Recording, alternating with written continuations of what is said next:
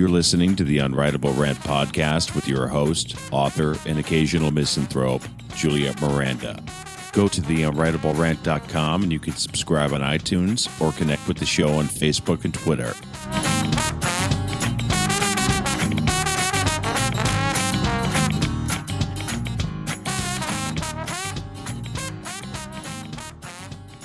Hey there, y'all. This is Juliette Miranda. You are listening to episode number 66 of the Unwritable Rant podcast.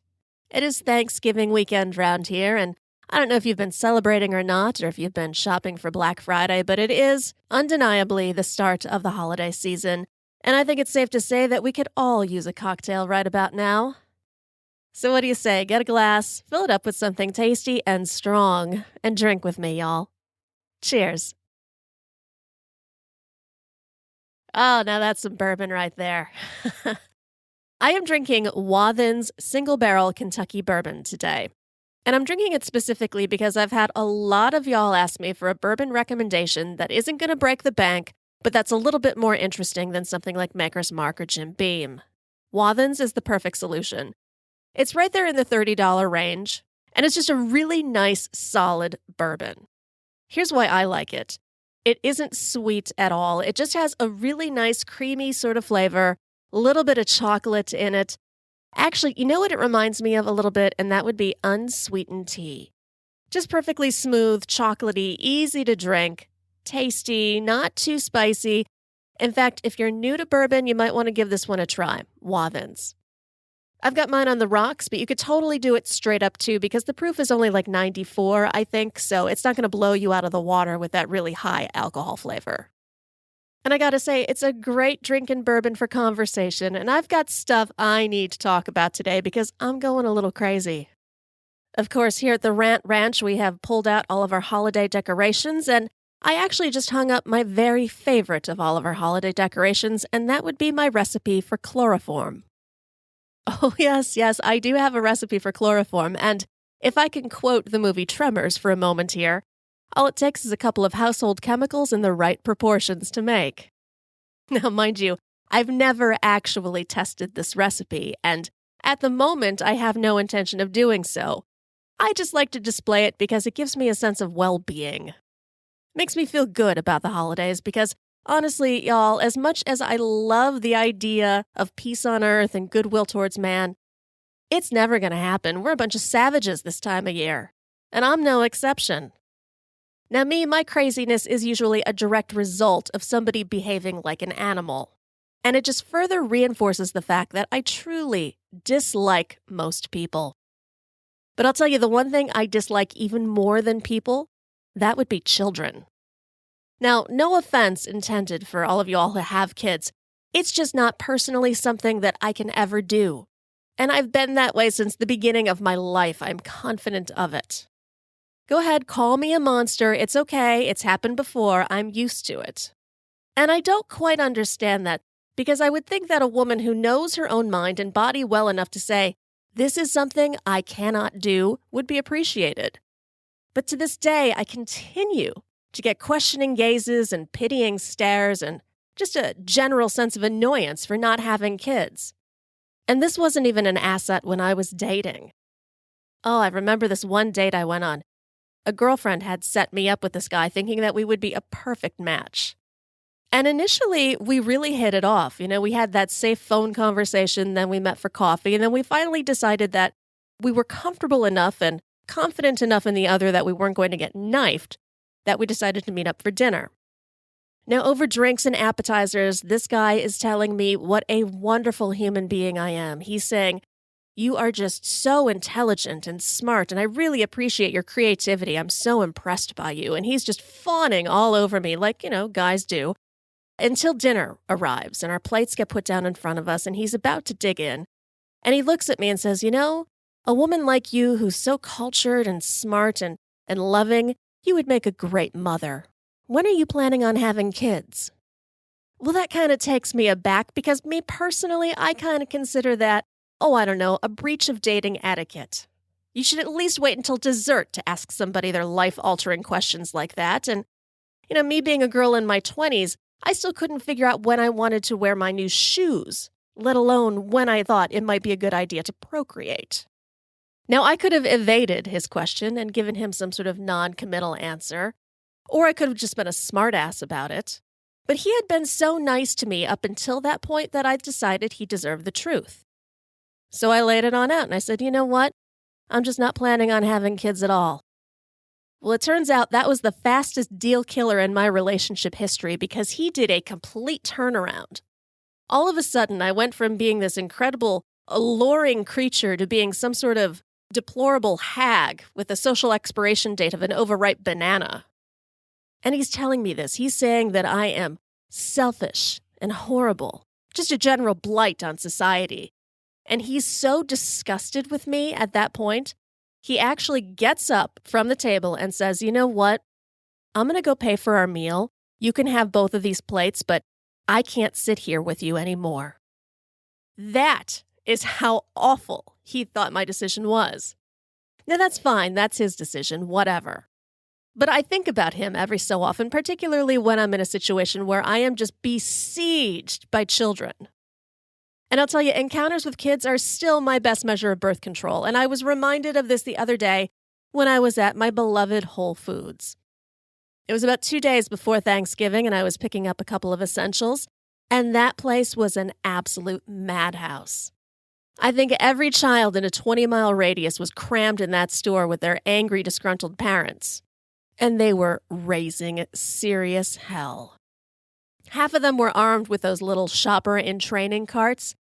And I don't know what genius came up with these obnoxious tools of destruction, but I want to see him stuffed in one and then pushed over the side of a cliff into a ravine filled with broken glass and rabid dogs. You would be better served to give your child the keys to your car than one of these obnoxious little metal baskets. There were children everywhere with them. They were crashing into things. They were banging into displays and knocking things over. One of them banged one of those carts into the back of my knee, and I swear to God, I wanted to send that kid flying. But I didn't. I sucked it all in because, it's the joyous season. It's the joy of the holidays, and I'm supposed to be contributing to society by being a generally merry person.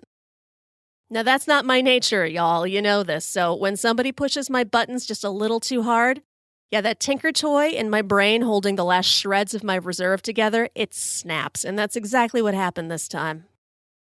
I was standing in front of the avocados, debating on whether or not I wanted to make guacamole, when the two little ringleader hellion children popped up next to me and started toying with the lemons and the limes and the avocados. And then the oldest one of these two little mutated rodents leans past me and starts licking the avocados. No lie, he had his mouth on the avocados and was licking them because they seemed funny to him. Well, what do I do? What can I say to these kids? Do I lean over and tell them that I can have them killed? Well, I am thoroughly grossed out by the fact that this child is leaving a trail of slime over produce that I wanted to buy. So I look at him and I go, hey kid, knock it off, huh? Well, out of nowhere, his mother swoops in like the angel of death.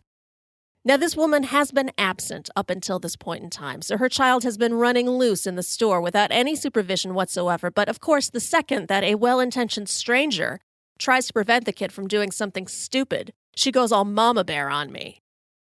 So she stares at me, right? And she's got daggers in her eyes, and she goes, don't talk to my child that way. Well, I decide to try and be reasonable. So I say, I don't mean any offense, ma'am, but your child was licking the avocados. Now get this. She looks right back at me and says, so what? Nobody eats the skin. Well, that's what did it. Kind of pushed me over the edge a little bit, so I look back at her and I go, you may not care where your child's mouth is, but I certainly care what slime is on the produce I buy. I think you should keep avocados out of your kid's pie hole. So she looks back at me and she goes, I think you should mind your own business. So she gathers up her kids and she's about to shuffle them away from the mean, nasty, childless lady when I look at her and I go, you forgot something. And then I gather up the 4 or 5 avocados that the kid has been mouthing and I proceed to chuck them one by one into her shopping cart. Now, my aim isn't necessarily what it should be, but I am confident I heard those avocados landing on fresh eggs and pies and bread. hopefully creating a rather spectacular guacamole in her shopping cart. And as I'm walking away, one of the Whole Foods employees who had been watching this whole little encounter, she taps me on the shoulder and she goes, "Good for you. I would have done the exact same thing." Thankfully, I was able to continue shopping without further incident, but I will tell y'all, this season, as you are buying your presents and pulling out your holiday decorations, you might want to make sure you've got some Kevlar in there too, because I'll tell you this much, I have no idea what I am capable of at this point. And to make sure I stay in check, I'd better have a little bit more bourbon. Hang on, y'all. Oh, there we go. All right. Calming down just a little bit. Oh, the holidays, I swear. If I am this wacky right now, I make no promises about what's going to happen by New Year's. And I'll tell you, it was something of a Christmas miracle that those avocados landed in her cart at all, because just like I have absolutely no grace, I also probably have the world's worst depth perception. And I think that's something I inherited from my father. Because for all of his incredible mental abilities, my dad could always be counted on to fall off of something. I don't think it was necessarily his motor skills that were in question because, like I said, my dad could do anything. He could rewire circuit boards and operate a bandsaw without an issue, but I'll tell you, ladders and step stools and ledges and the roof, if it were more than a foot or two off of the ground, my dad would invariably wind up losing to the principle of gravity. I mean, you would think with my dad being a physicist and all, he would be more inclined to, side with scientific theory. What goes up must come down and all of that. But in addition to his distinct lack of balance, my dad also suffered from something far worse. Good intentions. Now, usually his good intentions would manifest themselves in various home improvement projects. He'd hang pictures and install light fixtures, and these little events were typically safe enough, at least in that they only ended with a few days of my dad limping or tossing back palmfuls of ibuprofen. It was the change of season, though, that we all came to dread. In the spring, it would mean hauling patio furniture down from the loft in our garage. Summer meant tree trimming and house painting. And for as much as he loved his little home improvement projects, I'll tell you, even my dad started to lose that rosy, do-it-yourself glow right around November or so when our rain gutters would clog. I think that was the trouble with living in the Midwest. Especially where we did, because we were right on the cusp of a forest preserve, so the trees would all simultaneously dump their leaves at the first sign of a chill. Then you add in a few days of freakishly warm rain, and we would wind up with a great dismal swamp circling our gutters. And I don't know why, but it never seemed to occur to my dad that there were people to handle projects like gutter cleaning for him. People who came with their own tools and, extensive medical coverage. My dad just considered it his duty as the homeowner. So every year, right around Thanksgiving or so, he would drag out his gloves and his giant bucket, and we'd find him perched on top of a ladder, elbow deep in muck. Now, I learned real quick and real early in my life that these were days it was best to avoid my dad. Now, my mom tried her best to keep an eye on him, but even she, after decades of seeing this happen, started to, care less. And I remember the last November I was at home before I moved to Los Angeles, my mom and I were in our family room and we were watching reruns of WKRP in Cincinnati. And that day was especially soggy, but my dad decided to brave it and get to work on those disgusting, stinky, horrible, vile gutters. He'd been at it for about an hour or so, and at that point, he just abandoned his bucket and was instead sweeping pools of coagulated leaves and bird remnants onto the ground. Now, my mom and I are watching TV, and the rhythm of his disgusting work, the scraping and his cursing and the splattering on the ground, it kind of overtook our living room in a noxious sort of crescendo. But my mom, completely used to my dad by this point in time, just turned up the TV a little bit louder. My dad's chaotic sort of bumblings just didn't have any effect on her by this point in time. And besides, we were completely engrossed in what is perhaps the greatest sitcom episode ever made. And that is the Turkeys Away episode of WKRP in Cincinnati. I don't know if you've ever seen it, and if you haven't, I highly suggest you head on over to YouTube or wherever and watch it immediately. Yes, it's a little dated. Yes, they're wearing funny 70s style clothing. It doesn't matter. because there are live turkeys being kicked out of an airplane in this episode onto unwitting shoppers, and you will laugh yourself silly. And that is exactly what my mother and I were doing. We were both in tears. We were laughing so hard. And my mother's like, oh, poor turkeys. And we're just collapsing in laughter and having a really nice, mother-daughter kind of moment. Until, of course, my dad interrupted us. The commercials had started, and my mom, out of habit, just kind of turns and looks out the window to, just check on my dad. Because he'd become kind of terrifyingly silent by that point. And that's never a good sign. So we both kind of go to the window and we look. And we don't see my dad. We see his ladder, but we don't see him. But then we hear noise. A wild, scrambling sort of noise, kind of like a raccoon on the roof, but only bigger. And then we hear the ladder. All 26 feet of it crashing down into our front lawn in an explosion of aluminum glory. And then, of course, is my dad close on its tail. We see his legs drop into view first, just kind of dangling in front of us in that mad sort of way that they're wont to do when you're, searching for your footing and coming up only with air. And my dad was clearly clinging to the roof and likely wishing he hadn't relied on writing on classroom blackboards to hone his upper body strength. Well, he didn't have very long, because the next thing we know, his arms give up their final grip on the roof, and he falls. And it seems that he and I locked eye contact for one lone second on his plummet to the ground, his mouth wide open and just a very silent, unbelieving kind of scream. And I'll tell you, as my mother and I watched him drop into the bushes in front of our house, my mother looks up and quotes WKRP, and she says, "As God is my witness, I thought turkeys could fly." Now here's what assholes we are in my family. Once my mother and I had recovered from our laughing attack, we both just got up and went into the kitchen to bake cookies, never once actually thinking to check on my dad. Because of course he was fine. The bushes had broken his fall. He was never not fine, really. He'd usually just stagger into the kitchen, cursing a fine web of obscenities that would kind of hover in the air like little bubbles of Aquanet in the ozone. He'd take a swig of Jack Daniels and be on his way. But this particular year, he decided he was going to teach us a lesson. His rotten, unappreciative family was going to feel bad for all of their laughter and finger-pointing. That year, my dad decided he was going to play dead. So he got himself all situated out there on the front lawn, threw one leg in the bushes, threw his arms over his head, propped his head up on a pile of dirt, and he waited, likely giggling to himself about being so creative. I don't think he thought the whole thing through very well, though, because the problem with playing dead is that someone actually has to come out and find your supposedly lifeless corpse. But my mother and I, we were just all caught up in the kitchen doing our Christmas baking, and I think my sister was lost somewhere in a black hole of video games. And my dad, stubborn to a fault, stayed there. He stayed out there in the lawn so long that he actually wound up falling asleep. Now, I don't really know how long he was out there sleeping in the front lawn like a corpse, but I do know what woke him up. That was the sound of a fire truck and an ambulance racing into our driveway. It was the chaos of a bunch of paramedics pulling a stretcher out of the ambulance and running up to him in the grass there.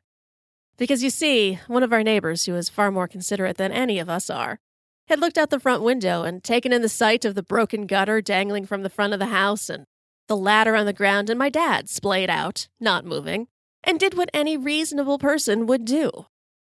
And I suppose that pretty much makes my family one giant bunch of unreasonable practical joke-playing assholes. Who, in addition to having to repair the house and buy a new ladder, now had to foot the bill for our town's emergency response team. We all had a very good laugh over it later, but I will tell you this much. That was the last year my dad ever cleaned the gutters. So now I am going to raise up my glass of bourbon here, and I am going to toast to intentions. Good, bad, and otherwise, because it is the intentions of the world that always manage to keep things interesting. Cheers, y'all. There we go. Happy holidays. Well, I am going to head on back to my bar and refill my glass and hopefully keep myself in check these next couple of weeks. But I make no promises. Now then, y'all, if you want to head on over to theunwritablерant.com, you will find all of my episodes of this podcast hanging out right there for you to listen to.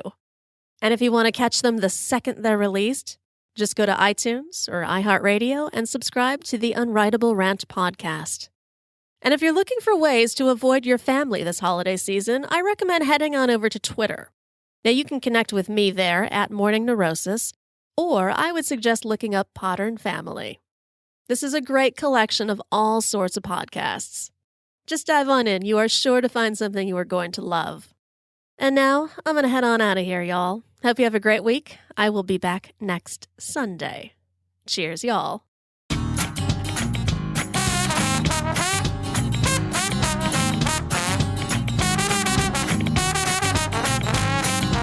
Girl, you as pretty as a Sunday morning, standing on the corner at Carondelet. What you say we make our way up to Bourbon, a couple hurricanes and a hand grenade, and get blown away and let the chips fall where they may. If it's all the same, what you say, bon ton lane. Hey, pretty mama, I can smell the gumbo, sweet as taste of honeysuckle on my lips. Good God Almighty, I can hear the trombone, every heart ought to beat to a rhythm like this. Come a little closer, honey, let me hold you. Nothing tastes better than a bourbon kiss. You can be the flower on my magnolia, every heart ought to beat to a rhythm